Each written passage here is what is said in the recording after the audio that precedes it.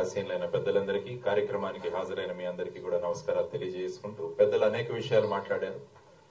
ముఖ్యంగా ఈ సివిల్ సొసైటీలో విషయాలను ఏ విధంగా తీసుకువెళ్లాలన్నది ఈ రోజు ప్రధానంగా ఇక్కడ పెట్టుకున్న అంశం.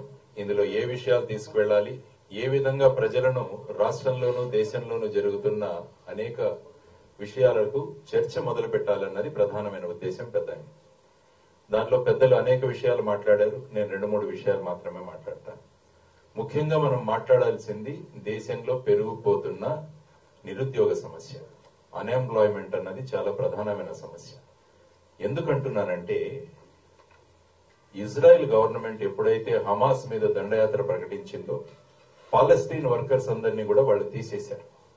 ఈ సందర్భంగా భారతదేశానికి మాకు 1 లక్ష మంది ఉద్యోగాలు కావాలి అంటే హర్యానా ప్రభుత్వం 10,000 ఉద్యోగాలకి, ఉత్తరప్రదేశ్ ప్రభుత్వం 10,000 ఉద్యోగాలకి అప్లికేషన్లు వేస్తే బాగా చదువుకున్న పిల్లలందరూ కూడా అప్లికేషన్లు పెట్టుకుంటున్నారు.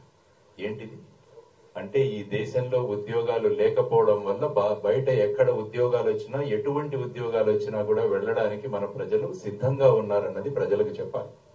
ఎందుకంటే ప్రతి సంవత్సరానికి 2 కోట్ల ఉద్యోగాలు ఇస్తామన్న వాళ్ళు ఆ విషయం గురించి మాట్లాడట్లేదు. ఎక్కడికి వెళ్ళినా జాతి, ధర్మం, మతం, కులం వీటి గురించే మాట్లాడుతున్నారు కానీ నిరుద్యోగ సమస్య గురించి మాట్లాడుతున్నారు. కాబట్టి ఇటువంటి విషయాలు చెప్తే యువతరం ముఖ్యంగా దేశంలో ఏం జరుగుతుంది అన్న విషయాన్ని వాళ్ళు తెలుసుకోగలరు. ఆ తర్వాత భారతదేశంలో ప్రస్తుతం 42% అన్ఎంప్లాయ్మెంట్ ఉంది. అంటే 100 మంది బయటకు వస్తుంటే 42 మందికి ఉద్యోగాలు లేవు. ఆ తర్వాత ఇంకొక న్యూస్, మొన్నటికి మొన్న రష్యా యుక్రెయిన్ యుద్ధం జరుగుతున్న దాంట్లో 2 భారతీయులు చనిపోయారు. వీళ్ళిద్దరూ కూడా ఇక్కడ చదువుతున్న ఒక అబ్బాయి సూరత్ కు చెందిన అబ్బాయి, ఇంకొక అబ్బాయి తెలంగాణకు చెందిన అబ్బాయి. వీళ్ళిద్దరూ కూడా ఇక్కడ ఉద్యోగాలు లేకుండా అక్కడికి వెళ్లి ఉద్యోగాల కోసం వెళ్లి ఆర్మీలో జాయిన్ అవుతున్నారు. మరి ఏం జరుగుతోంది దేశంలో అన్నది వాళ్లకు తెలియజేయాల్సిన ఆవశ్యకత మన మీద అంతా ఉంది.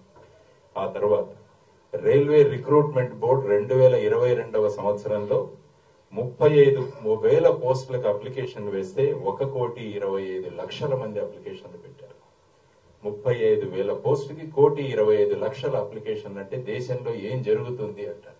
మరి స్టార్టప్ ఇండియా ఏమైంది, స్టాండప్ ఇండియా ఏమైంది, మేక్ ఇన్ ఇండియా ఏమైంది, వీటన్నిటి గురించి ప్రశ్నించాలి.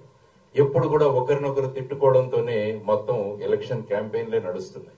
కాబట్టి ప్రజలను చైతన్యవంతులుగా చేయాలన్నది ప్రధానంగా వడ్డే శోభనాధీశ్వరరావు గారి మరియు విజయరావు గారి ఉద్దేశం. సో ఈ సందర్భంగా మనం అంతా కలిసి గనక ముందుకు వెళ్ళగలిగితే వెళ్ళగలం. రెండవ ముఖ్యమైన విషయం ప్రజలకు చెప్పాల్సింది, ఈ రోజు దేశంలో 10% ఎవరైతే ధనవంతులు ఉన్నారో వాళ్ళ దగ్గర సుమారుగా 77% సంపద వాళ్ళ చేతుల్లో ఉంది. అట్టడుగున ఉన్న 50% మంది దగ్గర కేవలం 3% సంపద మాత్రమే ఉంది. ఏదైతే మనం ఈ సమసమాజాన్ని నిర్మించాలన్న భావనలతో మన రాజ్యాంగం ఉన్నప్పుడు, ఈ విధమైన అసమానతలు ఉన్నప్పుడు దేశం ఎలా ముందుకు వెళుతుంది, దీని గురించి ఆలోచించమని మనం మన యువతరానికి, ప్రజలకు కాబట్టి ఒక డిస్కషన్ పాయింట్, ఒక చర్చకు తీసుకురావాలి. అప్పుడు ఎవరు ఏం చేశారో అన్న విషయం ప్రజలకు గనక వెళ్ళగలిగితే అప్పుడు వాళ్ళు నిర్ణయించుకుంటారు వచ్చే ఎలక్షన్ లో ఎవరికి ఓటు వేయాలి అని. కాబట్టి ఈ విధమైన విషయాలు ఏవైతే మనం తీసుకురావాలో వాటి గురించి మనం చర్చించాలని చెప్పేసి ప్రధానంగా వాళ్ళు తెలియజేయడం జరిగింది. ఆ తర్వాత ప్రజలను వాళ్ళు ఏ విధంగా మోసగిస్తున్నారు, ఏ విధంగా వాళ్లను డైవర్షన్ చేస్తున్నారు అన్నది కూడా ఇంకొక మనం మాట్లాడాల్సిన విషయం. ఇన్ఫ్లేషన్, ద్రవ్యోల్బణం ఏ విధంగా ఉంది దేశంలో అన్నది కూడా ప్రజలకు తెలియజేయాలి. నవంబర్ నెలలో కందిపప్పు 110 రూపాయలు అయితే ఇప్పుడు 170 రూపాయలు. వీటి గురించి ఎవరు మాట్లాడట్లేదు. బెల్లం 42 రూపాయలు అయితే ఇప్పుడు 50 రూపాయలు. అల్లం 90 రూపాయలు అయితే ఇప్పుడు 120 రూపాయలు. వీటి గురించి ఎక్కడా కూడా డిస్కషన్ జరగదు. ఎక్కడా కూడా వీటి గురించి డిస్కషన్ లేదు. అందరూ కూడా మనం కోల్పోతున్నాం ఈ విధమైన ద్రవ్యోల్బణం గురించి, ఇన్ఫ్లేషన్ గురించి మాట్లాడాలి.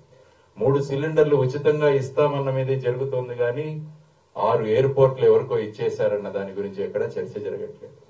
కాబట్టి ఈ విధంగా ప్రజలను పక్కదారిన పట్టించే ప్రయత్నాలు జరుగుతున్నప్పుడు ఒక సివిల్ సొసైటీగా మనం అందరం కలిసి కనుక ముందుకు వెళ్ళగలిగితే అప్పుడు ప్రజలు మేల్కొంటారు. ప్రస్తుతం మంచి రాజు ఎవరు అంటే ప్రజలు ఆనందంగా నిద్ర పెట్టేవాడు మంచి రాజు. కానీ ఇప్పటి రాజులు ప్రజలను మత్తులో ఉంచుతున్నారు, నిద్రపుచ్చట్ల.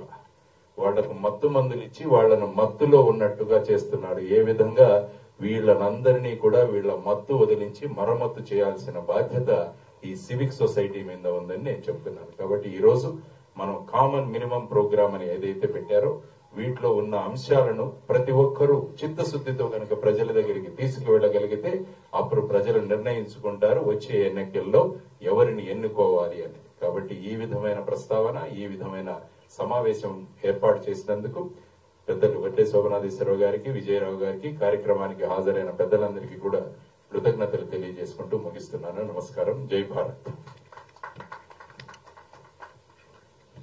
ధన్యవాదాలు.